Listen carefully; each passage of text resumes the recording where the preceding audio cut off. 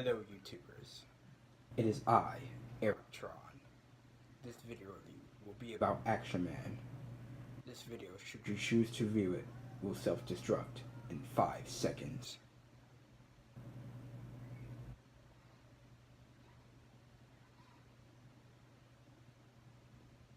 Wait, what just happened? It's supposed to self-destruct, hold on, let me fix it.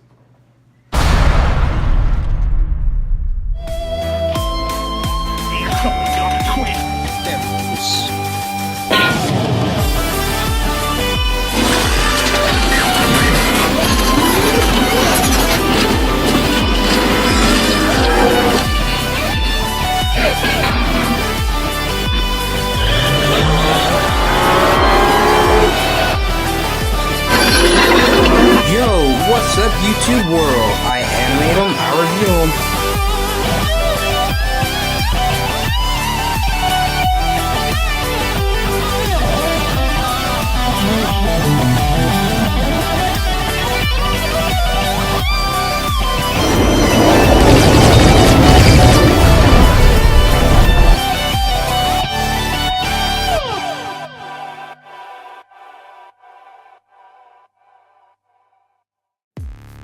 Action Man, the greatest hero of them all. At least that's what their tagline is. Anyways, for those of you that have not grown up in the 90s watching Action Man, I'm just gonna give a little touch up on him, a little background just to give you an idea of who he really is. But in the meantime, let's rewind back to 1964 when G.I. Joe first started out. The first original G.I. Joes. You know, the big dolls. They said they were supposed to be the dolls for boys. Yeah, let's go back to that. In the 1960s, G.I. Joe dubbed their UK version of G.I. Joe as Action Man. Much like G.I. Joe, he had real facial hair, like realistic facial hair. He was a 12-inch doll, and he had a lot of soldier accessories. They even dubbed their adventure team as Action Team, with Mike Power, the Atomic Man, and also the Bullet Head guy, or I think, no, not the Bullet Head guy, just Mike Power and a few others. But that's basically Action Man. It's just the UK version of 1960s G.I. Joe back then. We now move on to the 1980s, in the early 80s that is, in 1982. Not only did Hasbro release their G.I. Joes, but they also made Action Force. But with Action Force, it wasn't quite the same with G.I. Joe's story. Their story was a bit different, where their big baddie wasn't Cobra, it was the evil Baron Ironblood. And what makes their figures way different from Hasbro's G.I. Joes with the O-rings, their action figures, they were pretty much similar to their articulated cousins, the Star Wars figures.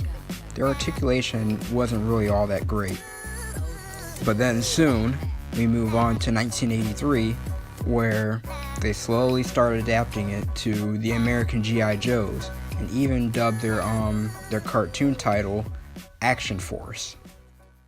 They're always there, fighting for freedom over land and air. Action Force! International heroes! Action Force are there! Action Force will dare! Action Force! Action Force is the codename for a highly trained rapid deployment force. Its purpose, to defend human freedom against Cobra, a ruthless terrorist organization. Action Force! International heroes! Action Force will dare! Action Force! Then we go on to the one that was filmed in 1995. This Action Man series is, from what I got out of it, it's mainly about Action Man losing his memories and he has to gain them back, and he fights this evil villain named Dr. X.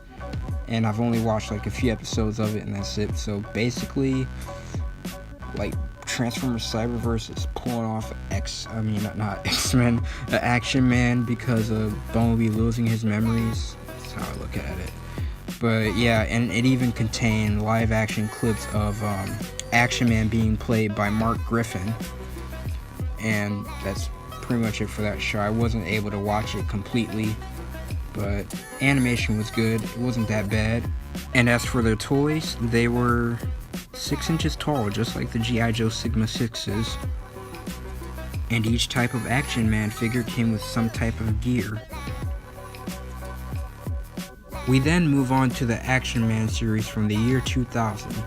It is a CGI animated series, and I'm not sure how many seasons that it went for, but I really just know that it just happened. I never watched it, but I have seen the intro where it was all CGI.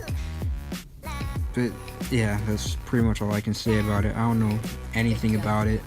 Is it like all I know is that it's an Action Man show that existed in the early 2000s. So, where does our good old G.I. James Bond go from there? Well, for a total of 14 years time span, nothing really happened with Action Man.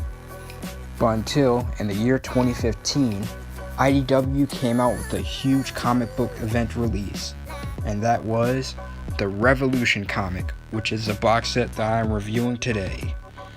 Action Man made an appearance in that, and what happened is that Ian Noble took the mantle of his predecessor of Action Man from the 1960s Adventure Team. And if you don't know who Ian Noble is, he's basically just the 1995 Action Man from that cartoon, and he just so happens to take that role now. And Dr. X, in that comic, it's not a guy anymore, it's actually a girl, which I actually find pretty interesting, because I think I think we should see a little bit more female villains. In the new IDW comics, Action Man even goes on a mission to save Cup from the evil clutches of Mayhem, the leader of Mask's arch enemy Venom. And then they even create a bond and they become friends. But the stupid visionaries killed them. But anyways, I guess to calm myself down, without further ado, let's get on with the Action Man review. Greatest hero of them all, Action Man. Alright, so here's Action Man. He's looking pretty cool. I think out of all the figures, he looks very, very close to how he does in the comics. I think he looks really cool. From his bulletproof armor plating, armor on his chest and in his abdomen section looks pretty cool. The orange and blue, it really complements each other. And that's what I really like about Action Man's design in the comics. And I don't think I can tell that this is reused from G.I. Joe parts. I think this is all just an original sculpt, but you can see like it is a really amazing figure. And if we zoom into the head sculpt, it looks really, really cool. Looks very comic book accurate. Right down to the hairs. Really, really nice sculpting. See, there are his shoes. And all the lining that goes down. And this is all his back section. He's got this back armor to him. It's pretty cool.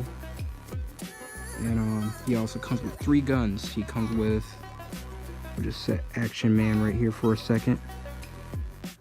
He comes with 2 of these semi-automatics.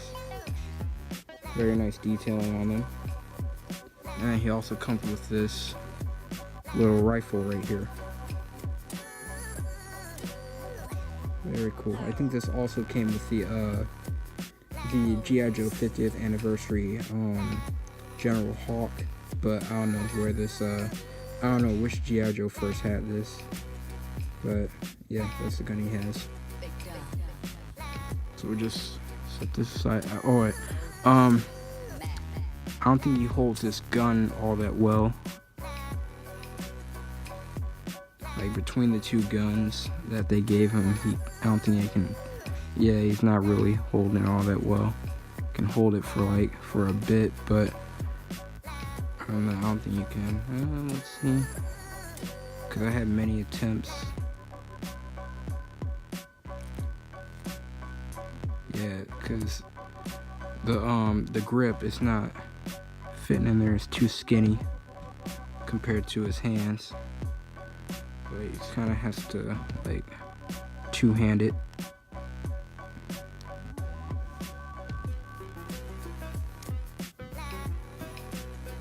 But yeah, it is not going in there. So if you're gonna display him with one of his guns, I highly recommend sticking with his two semi-automatics. And here is his display stand, much like everyone else's. He has the Cobra sign. And there's his name, Action Man.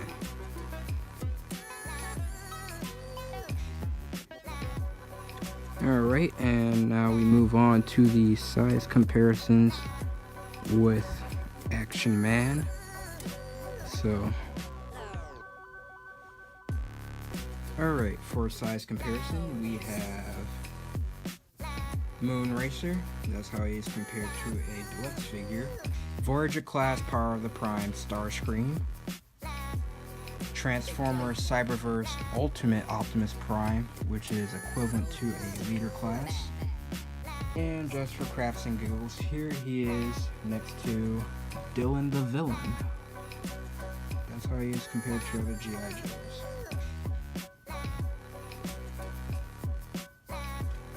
Alright, now it's time for my final thoughts and conclusions.